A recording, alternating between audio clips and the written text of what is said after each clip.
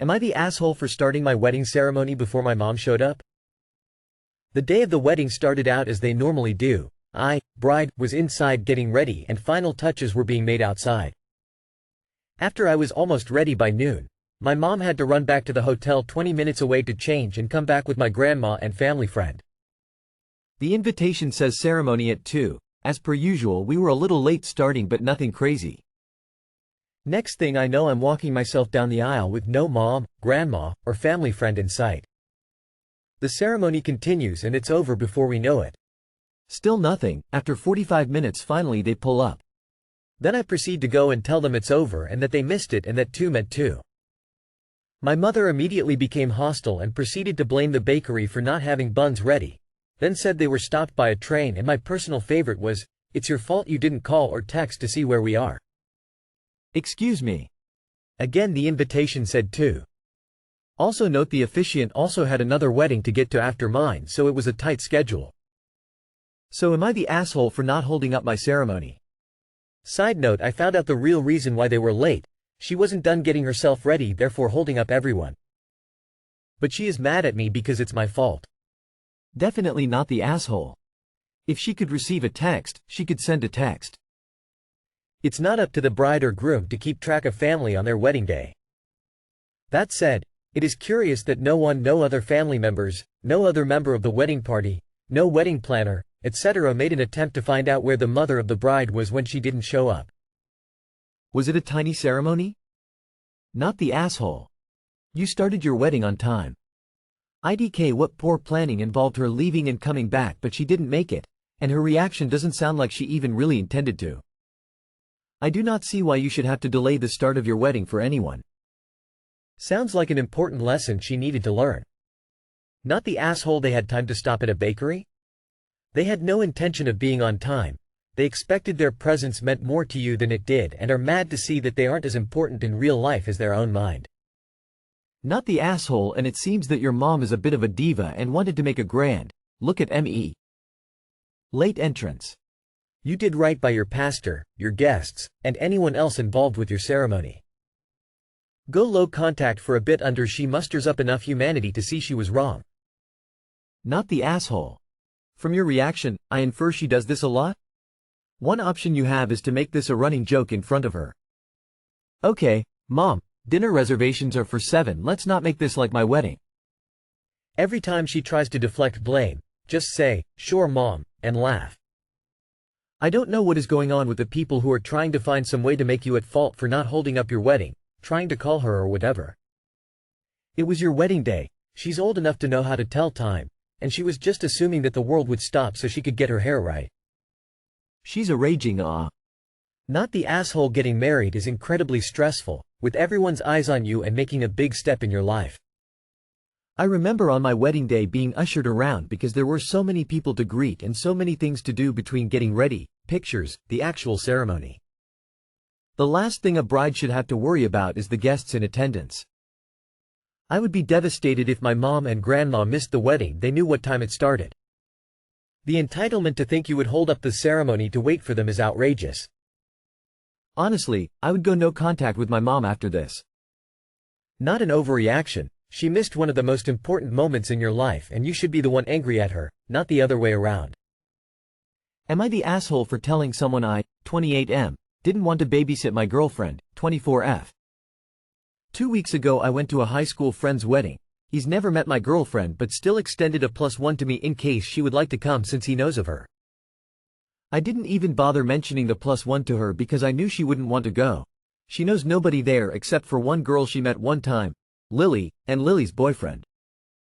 The rest of the guest list was just the bride and groom's family plus a bunch of high school friends. Anyway, wedding rolls around and I go. Lily asks me where my girlfriend is and why she didn't come. I said, I didn't want to babysit. I meant it as a joke, as in if she had come she would be glued to me the entire time as there was nobody else there that she knows. I mentioned it to my girlfriend in passing today and she was visibly upset when I told her that I said that to Lily. She said it makes her look bad. She also said that I should have told her about the invite. I asked her if she would have even gone. She said no. I said, what's the point then? Am I the asshole for telling Lily that I didn't want to babysit? My girlfriend at a wedding where she didn't know anyone? Edit. Thank you everyone for all the comments telling me how big of an asshole I am. I needed it. I took my girlfriend out for brunch, had a good talk, and I apologized. I told her going forward I will extend all invitations to her and be careful of saying things that paint her in a bad light. She is an amazing woman and what I said was not cool at all. She accepted my apology and we are good now. To clarify a few things, we've been dating for years. No, we aren't breaking up over this. Yes, we both love each other. She has accompanied me to numerous weddings. I don't force her to always stay at home. I was not trying to meet an old high school girlfriend. The groom invited only male friends from high school, so it was me hanging around my old crew, no girls. The groom isn't going to invite high school girlfriends to his wedding. I truly didn't mean to hurt my girlfriend, but I did, and I accept that what I said was wrong. Thank you. You are the asshole. The implication of what you said is that your girlfriend is clingy, can't handle an unfamiliar social environment, and having to look out for her at the event would have been a burden for you. You may have meant it as a joke, but doesn't change what you implied. You are the asshole. You did not tell her about the +1, but about making a terrible joke about her? She's your girlfriend and you are supposed to like spending time with her, not seeing her as a burden. You are also not supposed to demean her to your friends or her face. It's not a joke if it's unkind. And, it's polite to invite even if you know they will decline. You are the asshole. You are the asshole. 1. Making a decision for her, without asking for her input. It doesn't matter if you can predict the outcome. 2. You indeed made her look bad. You are the asshole. I didn't want to babysit. I should have told her about the invite. Why do you treat your girlfriend like a toy? Why are you even with her if you don't want to proudly introduce her to your friends? You are the asshole. Am I the asshole A for not forcing my fiancé to wear my father's late wife wedding dress? My father lost his first wife, I'm going to call her Mia, more than 30 years ago. It is a very long and complicated situation, but to summarize it, my mother is the second on his heart because he's always said that the love of his life is Mia and he always made it clear. My dad still wears his wedding ring with Mia in one hand. My mom bakes a cake for her birthday. My mom leaves my dad alone when it's his anniversary with Mia and he's feeling down. There are many photos of Mia in the house. There are even photos of her in their room because my father never wanted to change them, etc. As crazy as it may seem, this kind of thing is very normal within couples of this type and they see that as something normal and sweet even if it is not. For example, making a cake every Mia's birthday was the idea of another woman who is also married to a widower and does the same thing. I've been raised that way, kind of having two mothers. Even if it wasn't like that. It was not a healthy childhood, but luckily I've gone to therapy to work on all the issues that this caused. My mother always says that he gives her the space she deserves and feels equally loved like he loves his first wife. My siblings and I don't see it that way because our mother deserves better. But if she is happy, we will not ruin her happiness, so we never talk about it. Now, coming to the problem. I'm going to marry my fiancé. Her mother never had a wedding ceremony, so she doesn't have a wedding dress to inherit, so my girlfriend excitedly told me that she thinks it would be cute to ask my mother if she can use her dress. My mom has mentioned that in the past and I don't have any sisters, so I thought it was a nice idea. Anyway, I talked to my mom about lending her dress to my fiancé and she got really excited and said yes. My mother had spoken several times about wanting to have a daughter to wear her dress and she was very excited when my fiancé asked her to wear it. She even tried it on. That conversation was closed. Now, almost a month after we talked about it, my mom asked my fiancé that it would be nice to wear Mia's wedding dress. My fiancé told her no. She feels a connection with my mother and not with Mia. She doesn't even know Mia. After that, my mother has been asking me to try to convince my fiancé to wear Mia's dress. My father wanted me to put up the typical decoration to commemorate the deceased. But I told him I won't do that. So my mother now wants my fiancé to wear Mia's dress to commemorate her and for her to be present too because she was someone really special. Again, I never meet her. I don't know who she was. My fiancé told me that Mia is a total stranger to her. My fiancé wants my mother's dress. She wants to give her a special place at the wedding since my mother sees her as a daughter and she is a second mother and wants to have a special moment. I told my mother that I don't intend to do that. It even seems gloomy and weird to me, but I have been raised around Mia's memory that sometimes I don't even understand if I am exaggerating or not. AITA? Being raised in this kind of way sometimes makes me feel confused about what is normal and not in a family. It would be normal to ask my fiancé to wear Mia's dress in my family dynamic, but I don't know what someone who was raised normally would do and if I am a bad person for not wanting to have done it. Not the asshole. Why would your fiancé want to wear the dress of woman? Neither you or she has a connection? No offense to your parents, but it's a weird and creepy request, and your father wanting you to have some sort of in memoriam at your wedding to his deceased wife is odd. But your mother is in an abusive relationship. She needs help.